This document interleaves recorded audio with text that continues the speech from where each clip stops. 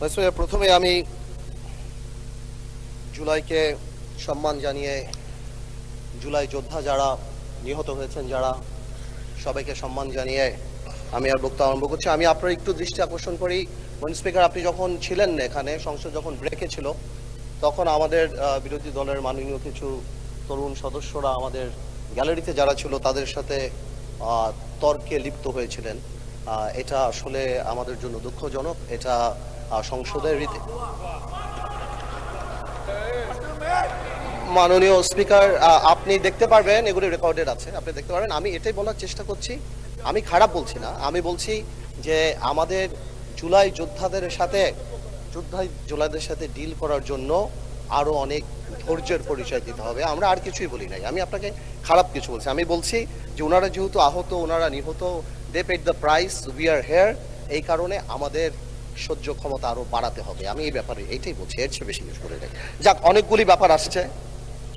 মাননীয় সংসদ সদস্য আক্তার সাহেব আমার নাম নিয়ে বলেছেন, শুধু আমি একটু আনসার করি। কোয়াজাই কনস্টিটিউশনাল ব্যাপারে একটা কথা আসছে, যে আমি বলেছিলাম কোয়াজাই কনস্টিটিউশনাল ব্যাপারটা ছিল। আসলে কোয়াজাই কনস্টিটিউশনাল ব্যাপারটা তো ছিল, এখন নেই। ওটা ছিল বলেই তো কনস্টিটিউশনের কিছু কিছু পার্ট আমরা সে সময় নিয়েছিলাম, মাননীয় স্পিকার। কারণ এই সংবিধান তো বলে নাই যে কোনো দেশ থেকে প্রধানমন্ত্রী ভেঙে গেলে কি করা যাবে। সংবিধানে অনেক গ্যাপ ছিল, যার কারণেই দেখা গিয়েছিল যে সেই সময় শাহাবুদ্দিন সাহেবের ওখানে আমাদের অনেকেই এখানে যারা আছেন ওনারা শপথও নিয়েছেন, কিন্তু পরে আবার শাহাবুদ্দিন সাহেবকে চ্যালেঞ্জ করেছেন, এই পার্লামেন্ট ছেড়ে বয়কট হয়েছে।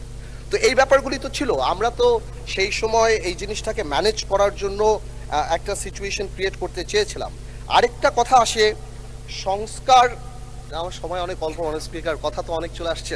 আপনার হুইপ আপনাকে এক মিনিট সময় বাড়িয়ে দিয়েছে। সংস্কার আর সংশোধন, এই দুইটা কথা নিয়ে খুব আলাপ হচ্ছে, মাননীয় স্পিকার। আমি এটা আসলে বুঝতে পারছি না, যে আমার মনে হচ্ছে এর মধ্যে খুব ফাইন একটা লাইন আছে, যে সংস্কার আর সংশোধন এই জিনিসটা মানে কি। এই আমরা তো চাচ্ছি যে যেই জুলাই সনদের জিনিসগুলি আসে সেগুলি পার্লামেন্টে, সেগুলি কনস্টিটিউশনের মধ্যে আসবে এবং কনস্টিটিউশনের রীতিনীতি মেনেই আসবে। এর বাইরে তো আমরা কিছু যাচ্ছি না। তো আমার মনে হচ্ছে এখানে প্লেইং উইথ ওয়ার্ডস করা হচ্ছে এবং জাতিকে বিভ্রান্ত করা হচ্ছে, এবং ঠিক আগেও যা বলেছি, আমাদেরকে জুলাইয়ের বিরুদ্ধে দাঁড়ানোর পায়তারা করা হচ্ছে। আরেকজন আমার সম্মানিত সংসদ সদস্য এখানে বলে গেলেন প্রিঅ্যাম্বল পড়লেই ওই সংস্কার পরিষদের কথা চলে আসবে। আমি মনে করি যে এখানে আমাদের সম্মানিত আইনমন্ত্রী সাহেবের সেই বক্তব্যের পরে এবং বিশেষ করে স্বরাষ্ট্রমন্ত্রী সাহেবের সেই ইলাবোরেট এক্সপ্লেনেশনের পরে কেউ যদি বোঝে, তাহলে আর এই অর্ডার নিয়ে কেউ কোনো কথা বলবে না। This is void ab initio, এটা থাকে না। এবং বারবার যে জনগণকে বোঝানোর চেষ্টা করা হচ্ছে যে এটা মানি না, এই কারণে আমরা গণভোট মানি না, ইট ইজ আনট্রু। আমরা গণভোট মানি বিকজ আমরা জনগণের ক্ষমতায়নে বিশ্বাস করি, আমরা গণভোট মানি, আর এই কারণেই আমরা হ্যাঁ ভোট দিয়েছি।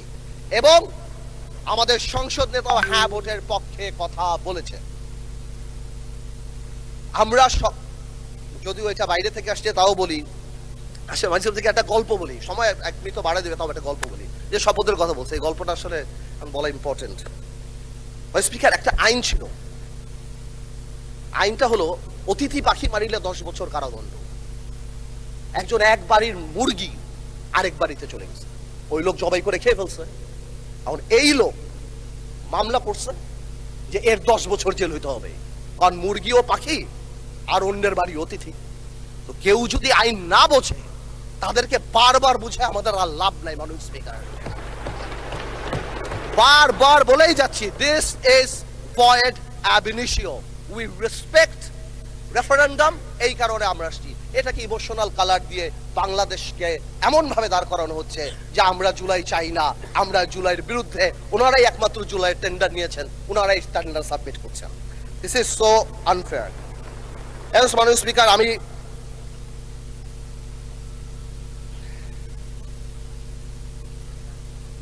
একটু টাইমটা তো বাড়াই দিবে বলো তোমার স্পিকার।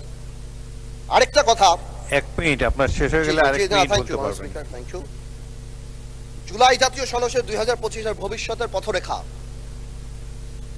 আমি আগেও যা বলছি এখনো তা বলছি, আমি আগেও বলি না, এখন সব সময় বলি, যেই সংবিধান জনগণের কথা বলে না, জনগণ সেই সংবিধান ছুঁড়ে ফেলে দেবে। বাট যেটা আমরা সংশোধন করতে পারি, যেটা আমরা ঠিক করতে পারি সংবিধানের মধ্যে থেকে, আমরা সেটাই করব। আর এই ভবিষ্যতের পথরেখার আরেকটা কথা বলে দিতে চাই মাননীয় স্পিকার, এই পথরেখায় আমরা সবাইকে সাথে নিয়ে চলতে চাই এই পথে, এবং যখন চলতে চাই আমরা গণতন্ত্রকে আপলিফট করে চলতে চাই।